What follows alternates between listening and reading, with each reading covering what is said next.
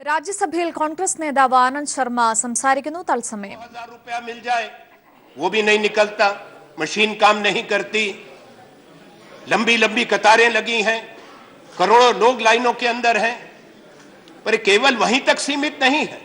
मेरा प्रश्न ये है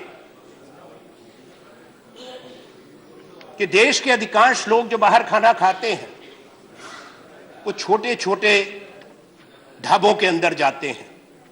क्या वित्त मंत्री ये चाहते हैं कि हिंदुस्तान का कौन सा किसान ऐसा है जो अपनी धोती तहमत के अंदर क्रेडिट कार्ड की स्वाइप मशीन बांध कर आता है, चेकबुक धोती में बांध कर आता है? कौन सा ढाबा है, कौन सा फुटपाथ पे जो खाना बेचता है जो क्रेडिट कार्ड आपका लेगा? आपने तो कह दिया कैशलेस इकोनॉमी। कौन सी कैशलेस इकोनॉमी है दुनिया के अंदर? अगर दुनिया के अंदर सिर्फ कैशलेस इकोनॉमी होती, आप रात करना चाहते हैं जो दुनिया में बड़े देश आज तक नहीं कर पाए। उपसभापति महोदय, वित्त मंत्री इस पे गौर करें। अगर आपकी बात को तर्क को मान लिया जाए बड़ा अच्छा, फिर तो अमेरिका के सेंट्रल बैंक को डॉलर नहीं छापना चाहिए, यूरोपियन सेंट्रल बैंक को यूरो नहीं छापना चाहिए, और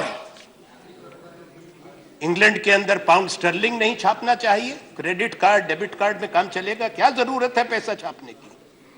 आप बाहर जाते हैं देश के, आप जाते हैं, प्रधानमंत्री जाते हैं, उनको खुद तो नहीं भुगताना पड़ता, उनके कर्मचारी अधिकारी करते होंगे, पर उनको भी थोड़ा बहुत पैसा तो लोकल करेंसी चाहिए होती है। आपने क्या किया? सब लोगों को, हिंदुस्तान के तमाम नागरिक को बिना किसी वार्निंग के, हम एक सभ्य देश हैं, rule based, rule governed country है, संवैधानिक प्रजातंत्र भी हैं, आपने देश के सब लोगों को अपराधी बना दिया।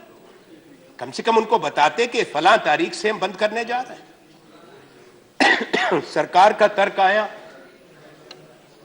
कि अगर पहले बता देते, ये प्रधानमंत्री ने कहा, वित्त मंत्री जी आपने भी कहा,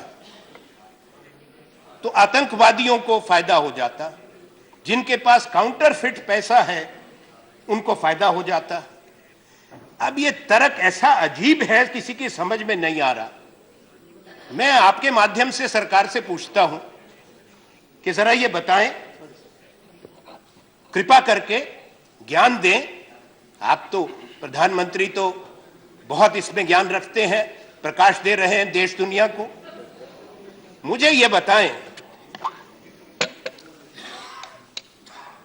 कि आपने ये निर्णय किया, अगर आप लोगों को कहते कि हम आपको 2 सप्ताह का, 1 महीने का, जो हमने हमारी सरकार के समय में भी हुआ, डिमोनेटाइजेशन पहले भी हुआ, आजादी के बाद हुआ, 1946 में पहला फैसला था, 1978 में दूसरा फैसला था,